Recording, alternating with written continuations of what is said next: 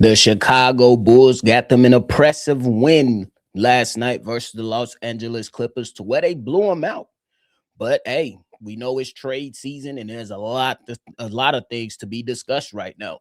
There's been some reports that there might be some smoke when it comes to the Bulls trading for Zion Williamson, and there's even a reporter that lists the Chicago Bulls as the best landed spot for Zion Williamson.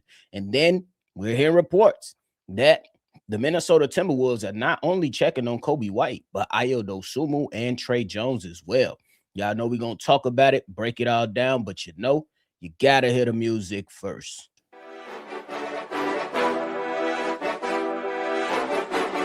Cognac, gang.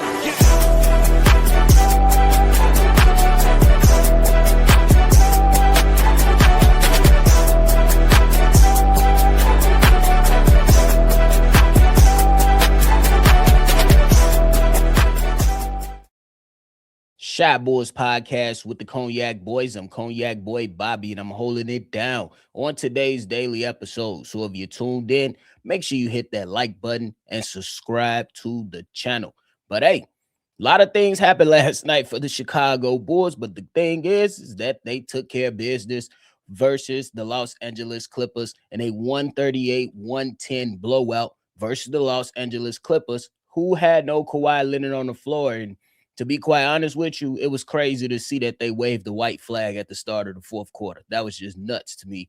But hey, the Chicago Bulls get themselves a victory. And hey, at the half, it was good to see the Chicago Bulls go out there. They was hot from the 3-point line. You had the team lead them at halftime by 21 points and put up a season high 45 points in that half. In the second quarter, excuse me. Kobe White led all scorers with 27 points and hit 6 threes. And for the Chicago Bulls, who had a game high of 25 3-pointers, and a lot of times where you can go and shoot the rock like that, good things will happen. But we know, even though the Chicago Bulls have gotten themselves a win last night, and then on Sunday, there's still going to be trade conversation that comes up for the squad. Now, according to Bailey Bassett of Clutch Points, he has the Chicago Bulls listed as the best landing spot for Zion Williamson. He went on to say Williamson's dunking ability will pair perfectly with an elite passer and lob thrower like Josh Giddey. And I think that'll be good for players like Montes Buzelis as well, to have him be able to play the 4. You shift Montes over to the 3. And I think that'll be good for the squad. And if you can hold on to guys like Isaac Okoro, who's a defensive guy, to come in and provide support in different lineups, I think that'll be good for the Chicago Bulls as a whole. And we'll see. Joe Cowley of the Sun-Times, take it for what you will, is reporting that there's some smoke there, and that those two teams, that's the Chicago Bulls and the Minnesota Timberwolves, have been having some type of the Chicago Bulls and the New Orleans Pelicans have been having just a little bit of talks about what a potential trade will look like. It's just a situation where I'm looking at it, I'm like, yeah, I don't necessarily know if I'm 100% on board with it, but it's something to look into to see if a change of scenery can do some wonders for a guy like Zion Williamson. I know there's been a lot of concerns when it comes to the training staff of the Chicago Bulls. So how would the training staff treat a guy that is known to be injury prone? There is a lot of things to dive into when it comes to the Zion Williamson stuff, the off the court stuff, the injury stuff, and things like that. But for the Chicago Bulls that don't believe in tanking, you need a player that could potentially bring more than what you've been seeing on this team. And maybe you can offer up some expiring contracts for Zion Williamson. I'm not sure if the Bulls can get a steal of a deal, kind of like the Washington Wizards got a steal, in my opinion, for guys like Trae Young, because his value was so low. That's a direction that they potentially can go into, but is this front office smart enough to pull that off? Is the biggest question, because if you're looking at certain things, you look at it and you say, hey, the Bulls could potentially give up draft capital, which I think that the Chicago Bulls should be trying to hold on to. But we'll see what happens with it, man. I know there's a lot of you all already typing right now. It's like, no, Bobby, we don't want Zion Williamson. And that's fair, but we don't make the decisions, and the Chicago Bulls need change. We've been watching the same team for the last few years now, and I'm not saying this is a move that you absolutely have to make, but it is a move that you should go out there and explore depending on what the price tag is, because we know that the future of the Chicago Bulls should include two guys with an honorable mention. And I keep saying it, that is going to be Josh Giddey. That is going to be Montes Buzelis, with an honorable mention being Ayo Dosunmu. And while we're talking about Ayo Dosunmu, according to Joe Cowley, again, take it for what you will, the Wolves are checking in on the Chicago Bulls guards. Now, a couple weeks ago, we had the report to come out to say, the Minnesota Timberwolves are looking for some backcourt help. They are looking into guys like Kobe White. We even had a mock draft go out there. A mock trade go and be placed out there to where you have Kobe White going to the Wolves. And in return, you get guys like Dante DiVincenzo, a first-round pick, and Terrence Shannon Jr. Now, Joe Cowley is saying this. Now, he's saying that another trade partner for the Bulls to keep an eye on is the Timberwolves. They have star guard Anthony Edwards and his supporting cast of center Rudy Gobert and forwards Julius Randle and Jaden McDaniels, Naz Reid, locked up for at least the next 3 seasons. But they have been shopping for a combo guard to play off Edwards, especially in the fourth quarter of games. The Sun-Times are reporting last month that the teams talked about a deal for White, but the Timberwolves also have inquired about Ayo Dosunmu and Tre Jones too. And now we really got to start talking about what would the Chicago's want in return? The Chicago Bulls want in return. Is that just to swap players out, or is that to go and acquire a younger guy and a guy like Rob Dillingham and include some draft capital for a guy like Tre Jones or Ayo Dosunmu? If the Chicago Bulls are willing to part ways with Ayo Dosunmu, me personally, he should go to the highest bidder. He can go anywhere in the NBA and be an impactful player. If you are shopping around Ayo Dosunmu, open up the floodgates. Open up the floodgates. The contract that he's currently on is really good. And I think this is it. Last year of that contract, and he's not going to be a player that's going to have you paying him $30 million. So the future or the possibility of him remaining with said team, it's not going to cost them the same amount of some higher end players. Not to say that Ayo Dosunmu is not a high end player, but there's levels to this, and we all know there's starter money, and then there's reserve role money. He could very well get up there to where Patrick Williams is at, maybe a little bit more if you ask me. That is $18 million, and I think Ayo Dosunmu should do what's best for him. I love him being in Chicago, but I'm never going to tell a player like Ayo Dosunmu that he should not explore his opportunities when it comes to cashing in generational money, regardless of how you look at it. So I think that is one of those things that if the Chicago Bulls are willing to part ways with the guy like Ayo Dosunmu, you have to open up the floodgates if you are going to go down that route and make Ayo Dosunmu available for trade. When it comes to Tre Jones, they just signed him over the offseason to a really good deal. I believe it was 2 or 3 years on that deal. And me personally, I don't know what the return will be for a guy like Tre Jones, but I'm pretty sure you can get something for him. I think that if you compare all 3 guys, in Kobe White and Tre Jones and Ayo Dosunmu, the guy that can probably get you the most back and maybe make a deal, it might be Kobe White, but I'm not going to say he's head and shoulders over Ayo Dosunmu and what a return will look like if you trade said player.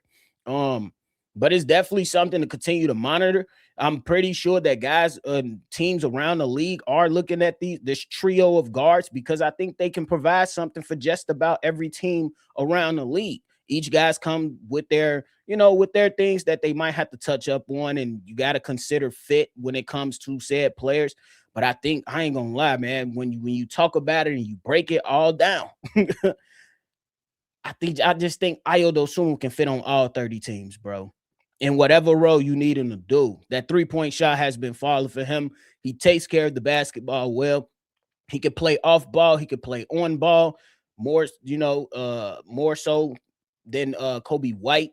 But Kobe White is dynamic. Then that's where you start talking about the pros and cons of each player. Trey Jones could be a good addition to another team, but I think that for the Chicago Bulls' sake, that'll be probably somebody that they want to hold on to. I don't know what's in their mind. I don't know what's in their head. The guy that I would rather hold on to is Ayo Dosunmu. I'm gonna stand on that. I'm not gonna sit here and beat around the bush. I'm gonna just say if the three players were up for a trade, the guy that I least would want to trade would be Ayo Dosunmu, because if Ayo Dosunmu continues to ball like how he's balling, and if the Chicago Bulls really start to hone in and really start winning basketball games, I think Ayo Dosunmu can be sixth man of the year one of these years coming down the road, because defensively he's solid and he could give you a little bit more than expected, often more times than not. The 3-point shot, he's a threat in the fast break. He can get his own shot at the rim because he's so damn quick and crafty. You know what I'm saying? So we'll see, though. But there's a lot of things being discussed right now. We'll see if the Chicago Bulls will make a move. I'm interested in the Chicago Bulls making a move, as long as it's the right move. Those rumors about Nikola Vucevic and remaining with the Chicago Bulls just drives me crazy, because I think that he needs to be gone. But ultimately, it's up to the front office to do what they see best fits the Chicago Bulls and what they want to do moving forward.